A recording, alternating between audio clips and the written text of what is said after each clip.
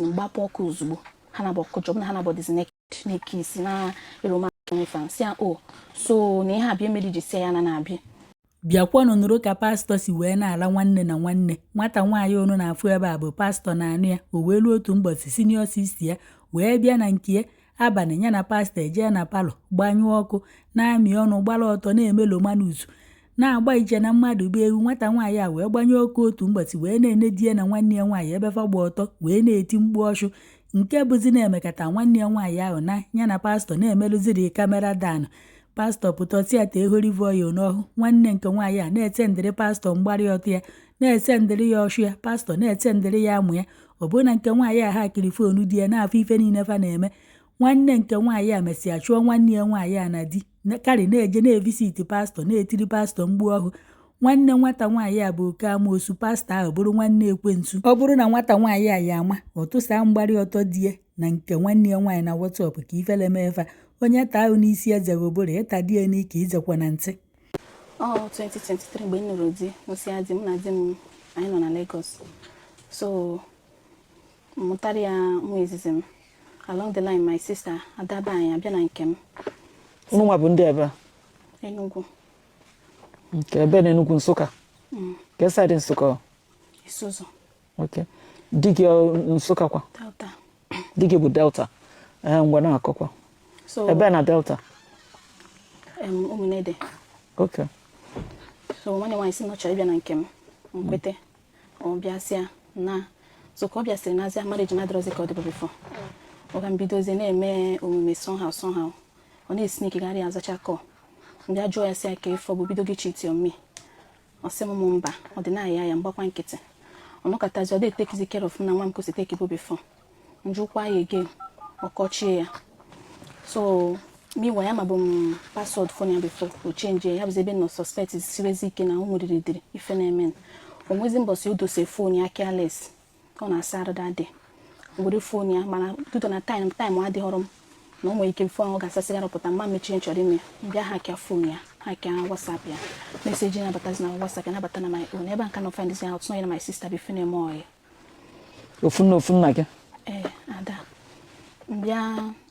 kpọọ onye nke tọrọ m kọwachara ya detin tie mụ ha kọmụzi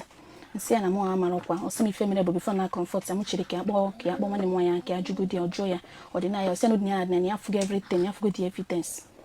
so bịa yọba sisi biko na ọ kwanyere akwanye ya ewe n'iwe tụọsị ya kpọọ m yọọ m ọkpọkwa m kọchi ife niile ọ kọrọ bịa confront zi ọga m ọbịa dị bịa nsị ya na ọdịnaya na na adị m shọ ife mfọ asị m after all nọ na be ya after all ya bụ nwoke ya ihe niti ya chere ya ga-eme ya nsị na ga-agwa ya ndị befa ọsị na ngwa ya ndị befa na ya ga-achụ na mde na nababa anyị after all nwururu na-abara ya nsị wicho na nwururu na-abara ya nke ahụ agakwa mgba nkịtị so a na-agakwa mesie my mom bịa na nke anyị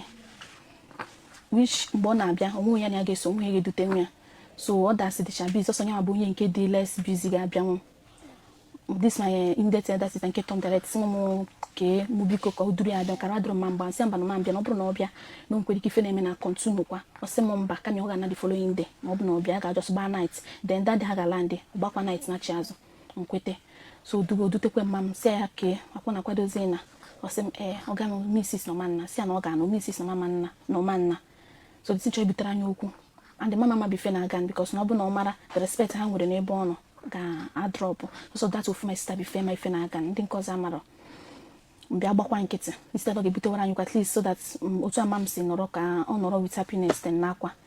so and na-eme nke ya na-emefe ekpere na ya na-emefe ekpere ya bụ pastor and all that di gị bụ pastor okay so one faithful night like that ebe 2 a.m. sọsọ m na nwa bife dine ntetesi aka ezi nke ya nwanne ya na-anọrọ all this nọrọ na bed nke nye because already na amago mfe na ga so na-atọziri anya na monitorzi ya mpụta na anụ onu fa na palọ everywhere dị dark mgba nkịtị just nọrọ by the corner ihe ọzọzi bụ na notice ya na ọzọ mere mkpụtụ notin gbapụ ọkụ ozugbo ha na bọkọ job na ha na bọdịzi n'ekisi na eromesi onwe fancy o so na ihe abịa emeri ji si ya na na-abịa ọsị m na ọbụla is not what I think si ya ngwachi ka nje kpọọ mbụ pastor na elder sister gị dead deliverance ka ọ na-eme next deliverance I don't know for them nsi aka nje kpọọ my mother maybe ọfọsịa ha na the position ha nọ ka mara ma mama ga-think ife mụ na think gị ọsị m mbọ yọba m mbanye na room ọ pụta na ayọ my sister so minutes just yiri akwa ya bụba na room nke fa ọ bịa yọba m sị ya hapụ m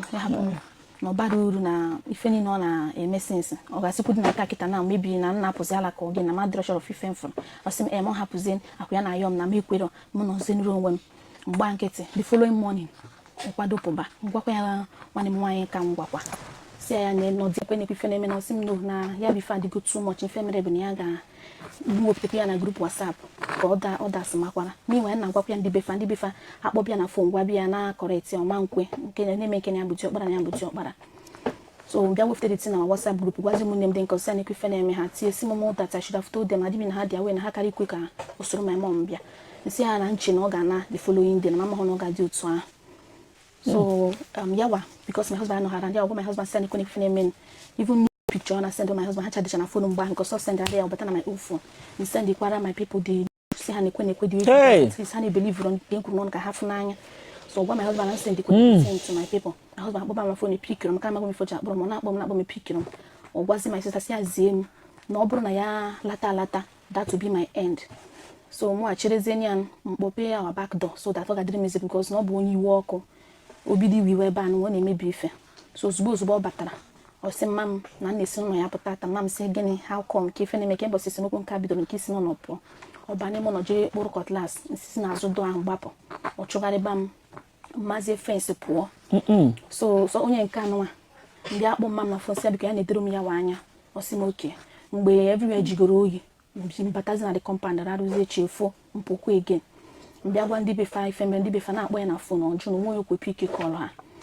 so throughout that day kwa just na our neighbor ka nọ na nke ya but ha mara ife na-eme just na shop like that ọ rụzie n'abalị kwa my sisters my immediate sister bụzie lodge na hotel ebe nrarara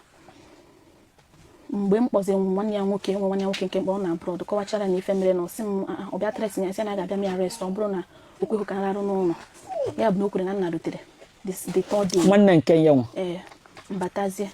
osi mam na ka ha na-akwado na ga-esoriri ha na n'oge dukwe m na ha hapụkwa m na ife ide bụ ofu ga-eme mama na-ayọ nsị mma gwa ya ji ayọrọ ya hapụka m ọ bụrụ na nwa ka nnaba n'isi ejugo m because ha emego that thing for 8 good months si na madigo tired na nka kazi njọ mama dị confused ka ife na-eme mana agwara m ya dịtụ o nwere BP and na ngwa ya agwa like ifo na-atụrụ anya ifo na-emere expect atọ mama ha maka ọ dị ifele oke ka m mesi mụtazi nwa m nke a bịazie ebe nara di ya nwa ya ịnara nwa m nke a di ya ayọkata nweziri one of their cousin brother ya nọ Lagos kwa akpọzi ndị befa bọsị ya bịago ya mara ife na-eme no akpọ ya ọbịa ka anyị nche niile nọzi na-ajụ ka ife na-eme nkọwasịra ya onye ya na onye akwasị ọjọọ ya sị ya mana akpọ ya agụ ọsịmba ọsịmba na mada satisfy ya ọsịmba ọjọọ ya akọ na mụ na akparị ya na disrespect ọsịmba ọsị ya ka ebukwan problem ya sị na mabụrụ prayerful wife oke ọ kwanazi gị no because ị bụrụ prayerful wife ka o ji wee jekwa onye nke ọzọ nke ahụ bụ prayerful girl n'ebe kwan modiali so osi just a prayerful wife osi ya na kwa ma na no na agwa m na nwere many people ndị ọ bụ ojuka ma na-echi ito him ọsịmba no na ma bụ a prayerful wife that go to ya na agwa m I should be praying probably because you weren't praying very well made him to fall into temptation. Ọ chọrọ ka mụ na ya na-eme ihe bubu ya ekpere mana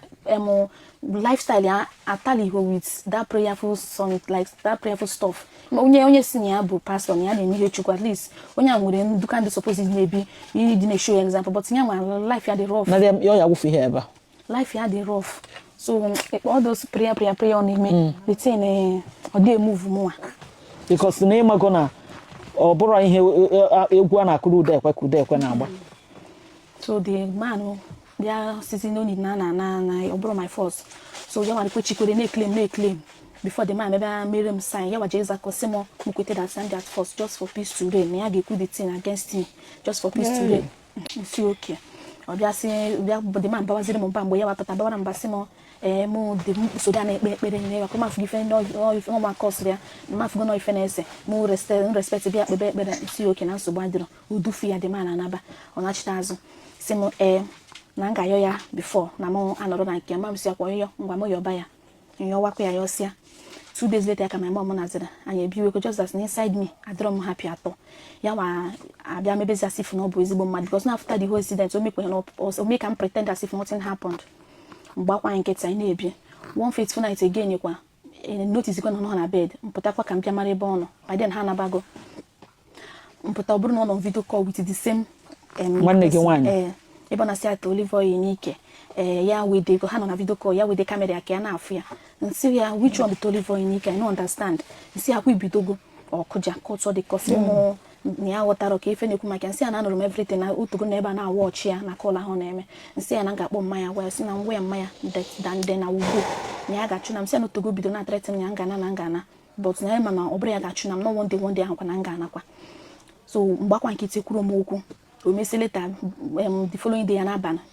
onye ọbụla nwere room nke ya esibekwa n'okwu onye ọbụla na room nke ọ bịakwute m na room sị m bịa bi metụ maka nsị ya nkwa na metụ maka ya jọsị ya rapụ m na he has done enough ọsị m gịnị after na ya kwuru isi na ejiri ndị be anyị ụgwọ otibe m ife nsị agwa ije etiri m ife ọ na-eti m ife ndị onye nke ahụ ọ dịka na ebe 8 months a na m enye ara mgbe ahụ otibe m ife on the process ọ pụọ ọbara mba pụọ ihe agbara 5 blọk ọdọ ọ pụta fena malọk godo ọgbawa dị dọ gbaka ya batakwa tibe m ife gị na-ekpopụta gị sitere m akwa na ngana so mbewa akwa na-ayọ ya si ya na m achọrọ na ngwanya ndị sọrị ayọkọtazie m ya ahụ kwete mkpochikwa akwa m bak vidochie dọ ahụ sedere ya ndị befasị ha na ihe nwa ha nwoke mere m napịa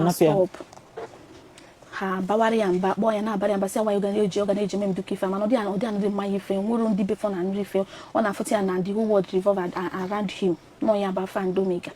ha yọchakwa m si m biko mụ gba nkịtị nọrọkwa n'ibu mama amaghọ dị nọ na-eti m ife gbakwa nkịtị o meketezi mbịa tekize ịnị nke onye nka ha na-abụ na-emekwa ife ha na-eme na-aga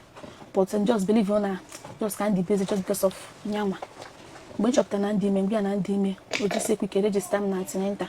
so from there nwebe chest problem obi m bịara abụbe m mbịa yọọ ya si ya biko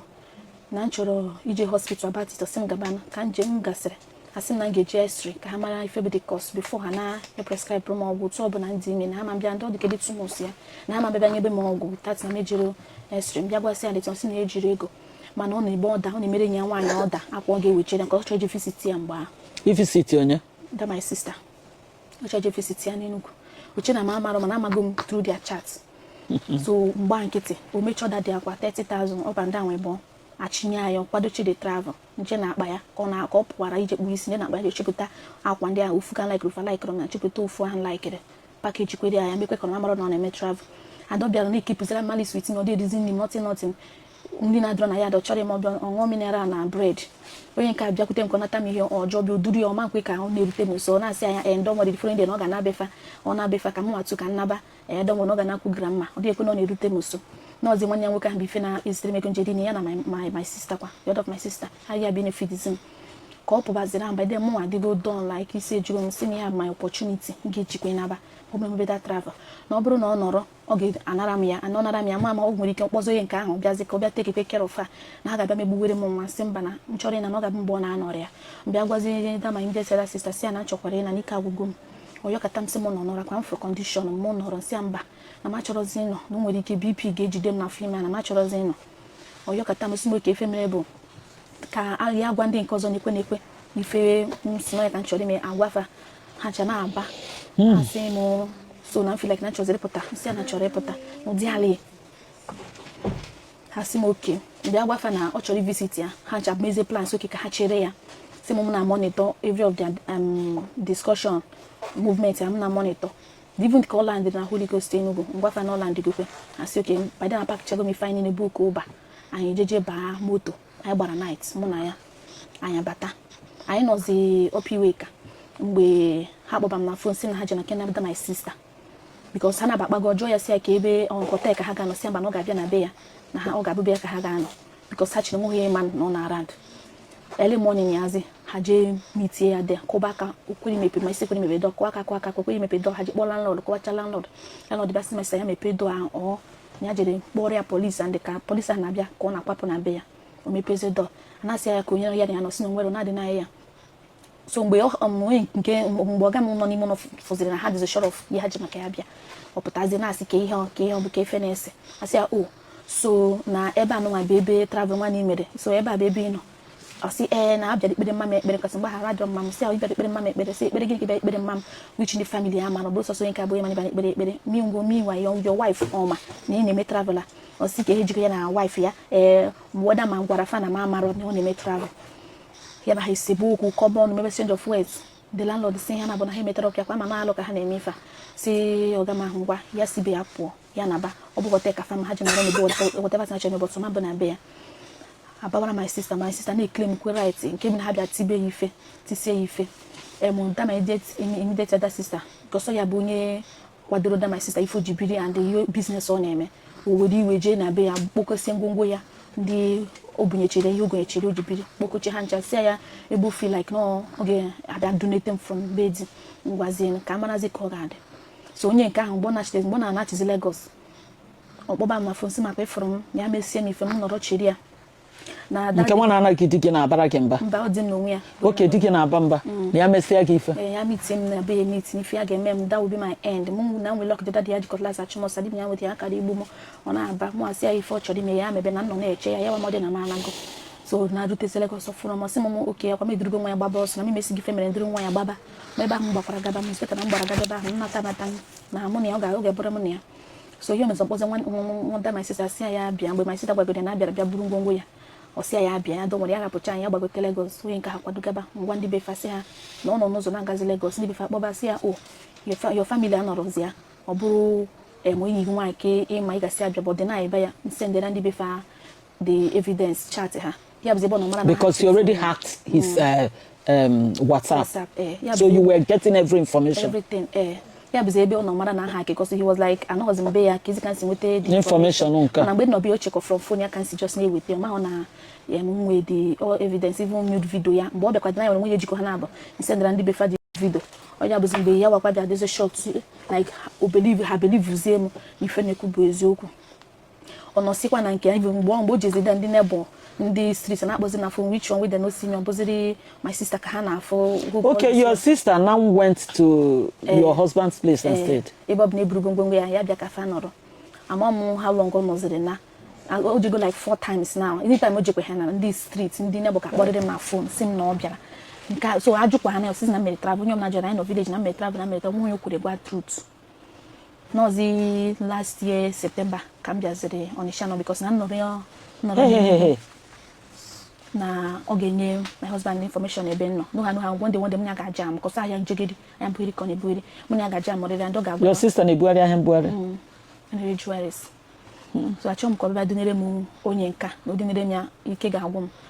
so yọọ ya na si ya at least ya zụbafa ọjọọ si m mebe mfe na ga-eme mfe na ya na nwere mfe makara m obi ka m ji pụọ ọzọ zite gofa only November December ọ stọpụ mgbe m chọrọ ịmụ nwa nka na-agwa ya si ya sendere m ego ngejigo ife nwa ọjọọ si m bịa bute nke ahụ m yuzuru onye nka na Lagos si ya tọ ya mere m ya webi ọjọọ yọtacha friends dị yọtara nwanne nwaanyị hepụkwa m gochi efe nwa mụzie nwa anụnwa mgbakwa ese ma mụgo nwa sị m congratulation ndị befa bịa takalụ bịa si ya ọ bụkwa mmadụ before ọzọ bịa sendizere m ego nji hospital bi nji bata o sendere anyị 10,000 send every week for 1 month or cut off since nobody from him or block home and he's still doing his prophet thing he's still a prophet. Your sister uncle happy no matter call what of your sister visiting gonna visit ya even ha na-akwadokwe nke this holiday ya wa ọgwagode mam si na whatever thing ọbụla na-eme ụtọ sọkwara si monitor bịa ka ngwakwa everybody agwa na holiday na ya na-ejekwe ihe onye na-emesi mebe ndị na monitor asị monitor ba ọ chajakwanụ. My dear, your mental health is so important. Even when you started having chest pain, when we can BP kinale. Yeah, the thing, but I'm not BP, but that is why just the person. I thank God. I'm this person that so much believe in having, reconciling husband and wife. But you see this particular one. Because if you insist on staying, they might be doing these things before you, and one day, might sleep well, and somebody will die. It won't be you in Jesus' name.